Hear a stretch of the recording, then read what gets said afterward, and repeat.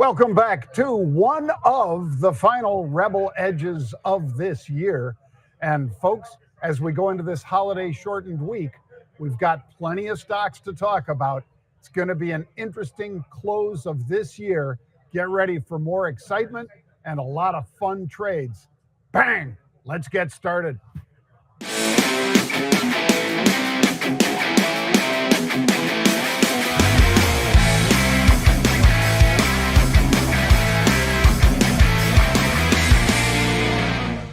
Welcome back, Justin.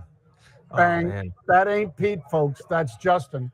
But he is coming from the same island that Pete's on, apparently over in Hawaii. Yeah. Oh, man. I can't wait to hang out with him. I'm really, really excited. I think it'll be cool. And hopefully we'll get you two on a show together from there, Justin. But I live on an island. Justin lives on an island. Pete is visiting an island, of course, out there in Hawaii. He keeps sending me beach pictures to make me jealous. And the men and women on the floor behind me, folks, that is CBOE Global Markets. We always like to give them a shout for letting us shoot from up here on the perch where they do their big interviews and stuff. So, with that said, Justin, let's dive into maybe a somewhat abbreviated but great Rebel's Edge. And I'm going to say the Fed's preferred gauge of inflation, PCE, Personal Consumption Expenditures Index, showing further cooling on the inflation front. That's good news in terms of us seeing perhaps that March cut, because we're not going to see one in January, and there is none scheduled, no meeting in February. So seems like March is our best bet. What do you got for macro today, Justin? Yeah, PCE is good. Maybe that's part of why we're starting to get a little bit of a bounce today. My macro minute would just be that pullbacks are okay. They can be healthy. I could see us melting up through the rest of this week and rounding out that Santa Claus rally okay. But once we get up to 600 in the SPY, that order book looks pretty heavy. And I would be okay with and accepting of a pullback there. That's why we trade options, so that we can trade to the upside and the downside. That's what my macro minute would be. Great stuff, Justin. Let's take it over to Fantastic Futures. And I'm going to say PCE coming in lighter. In other words, will inflation hawks be happy about this? Yeah, they will, because it means that inflation is coming down. And that's something that all of us want to see if you want to see a rate cut in March. We're not going to get one in February. Because there isn't a meeting. So I'll say that's my fantastic future. Yeah, for me, it was a tough debate. Crude keeps slamming into the $68 level. Don't know how long that can hold. Bitcoin is popping below 100K. I think it looks kind of healthy. And I'll just say that the VIX as well, hitting 18. Let's just remember that a lot of those VIX calls that we saw 50 Cent make are still active today. A lot of that did not get taken off the table. Yeah, didn't indeed. And those are going to be, people that are still holding those are probably very happy that they have them, given some of the oscillations the market's been making. All right, folks, we're going to give you a quick reminder about Vegas, because it's cold in Chicago. It's warm in Hawaii, but it's cold in Chicago. And my thin blood isn't used to it, Justin, the way it used to be, because I live on an island. So I can't wait to get out someplace where it's a little warmer. But it'll also be just a fabulous event, folks, out in Vegas, March 22nd. You guys can scan that QR code or type in marketrebellion.com/RebelCon. And you could be joining us out there with Grant Cardone, with Justin, with Pete, with John. We will have a great group of guests out there as well, folks.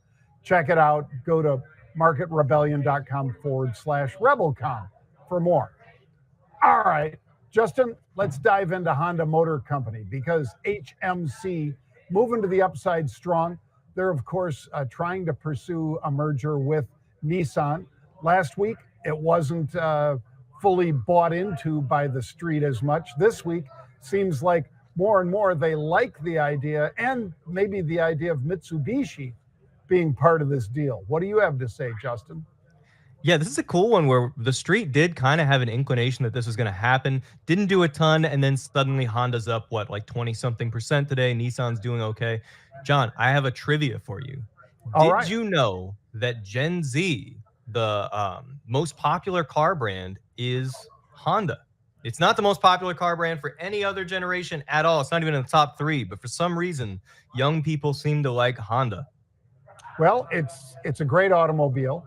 The company has diversified even into jets. The Honda Jet is a popular, very efficient jet, and Mr. Honda, because of course these do take their names from the people who, just like Dodge, there were actually Dodge brothers, folks, um, and the Honda Motor Company has a pretty diverse offering of products, and I think a lot of people like you. By the way, they just make them.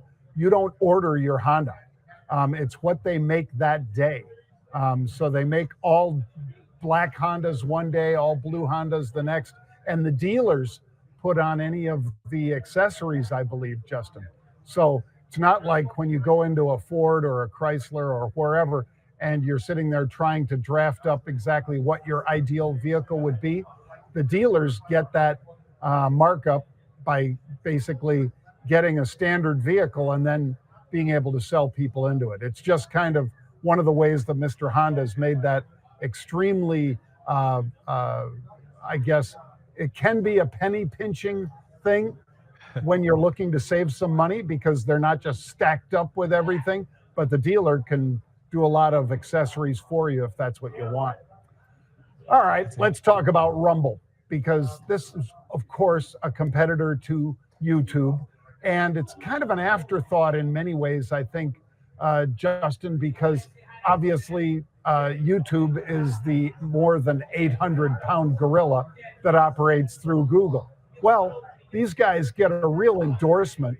And I compared it, Justin, to sort of like when Elon Musk decided to buy Twitter. Tether decides to jump in here and give these guys $775 million.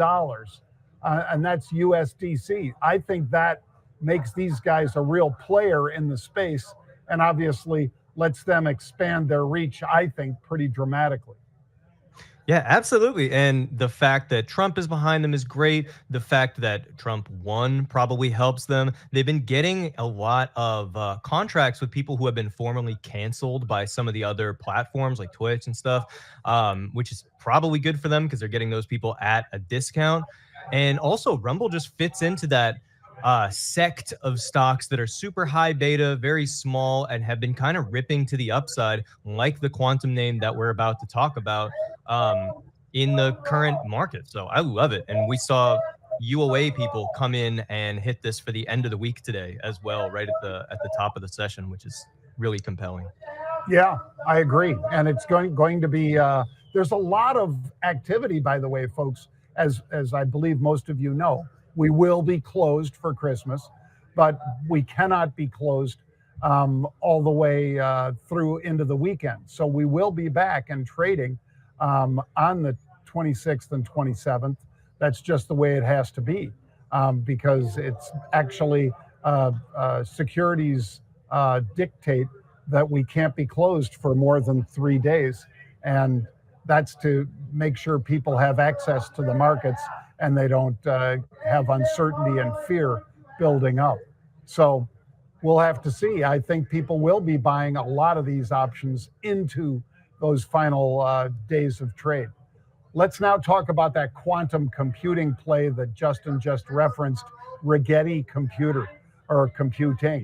These guys are indeed a quantum computing play, much like QUBT or QBTS or any of these quantum plays that Justin has highlighted on 3 at 3 Pro over the past several weeks. Apparently, the guys behind me say they would buy it too. This one is really getting a lot of love, and it got a lot of unusual activity. Rigetti did. Look at that one, folks. They stepped in and bought a lot of those February 10 calls, and the Feb 10 calls, they're only up 73, 74% today. So that's pretty nice return on your capital. Were you in on this one, Justin? Yeah, we are in the Rebel Roundup from 6, I believe, and we are in Bang. 3 at 3 Pro actively bang from about 7 in the May calls. And what I love that you're showing these is that these are still active. Yeah, they're up, but they are still showing that you can still get involved in these. And if you want them sooner, you know where to look. John just told you. Come over to 3 at 3 Yep, or 3 at 3 Pro. or 3 at 3 Pro. Yeah, make sure you check it out, folks. In fact, send us an email if you want to get into either of these services. Go at marketrebellion.com. It's just go at marketrebellion.com. All right, let's wind it up on this one with Playa. Not playa, but playa, because that means beach in Spanish, I think. I think it means beach. I know Bahia means beach too. So, anyway, Playa Hotels and Resorts. These guys entered into an exclusivity agreement with Hyatt to negotiate potential strategic alternatives, which may include an acquisition. That pushed shares up like crazy today and allows Hyatt 40 days, 45 days, I guess, to exclusively explore these options with Playa. That'll last until February 3rd, Justin. Yeah, and that's exactly what I would target with some sort of option trade. If you're somebody who likes the M&A story going into this coming year, going into an environment where maybe we're going to be a little bit fast and loose with M&A, we're going to let some of these acquisitions take place. M&As are some of the best options trades that you can get into because you can measure your risk. If you're wrong, guess what? The stock's going to dump, but you don't have to be exposed to the whole stock, all 100 delta of it. You can take a little trade in it, and if you're right, and if they do get bought out, that can go up a whole lot. It can make a really, really, really great trade. Gotta love these Yep. types of trades. Yep, look at that vertical line just straight up there, folks. And a much more prudent way to play it rather than chasing the stock up here after it makes such a move, putting on a call spread and saying, hey, what if they can't come to an agreement by February 3rd? And what if Hilton decides they want it instead of Hyatt, another H brand? It could be. All right. Well, and by the way, folks, delighted to have Justin Bang on with me because I do the 3 at 3 product that we have. Justin does 3 at 3 Pro along with Rebel Roundup and so forth. And if you would like to get in on either of these products, I would encourage you to send us that email, go at marketrebellion.com. We'll show you one. We'll tease you with one for today because this is one that I'm going to cover on 3 at 3. We don't usually share this, but we're doing it right now because somebody stepped in today and in AMD bought 25,000. That's 2.5 million share equivalent, folks, of the 125 calls. They paid just 73 cents. You see it all right there on the screen. And that's the kind of trade that we break down on 3 at 3 or 3 at 3 Pro. This is from today. Look at the date on there.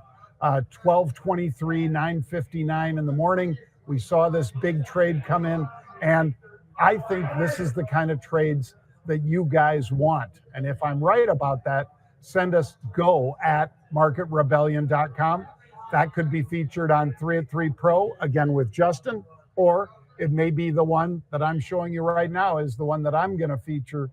That's one of the 3 trades that I'll feature today on 3 at 3. It's a great way for you to get started in trading the unusual activity. And Justin, maybe give them just a little bit of what they get when they sign up for 3 at 3 Pro.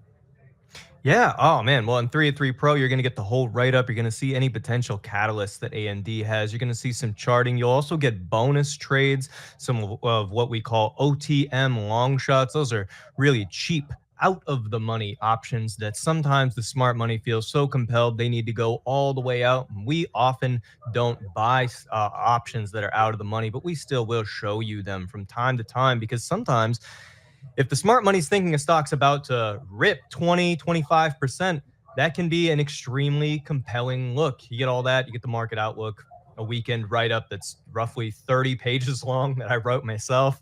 Wow. Every weekend, yes.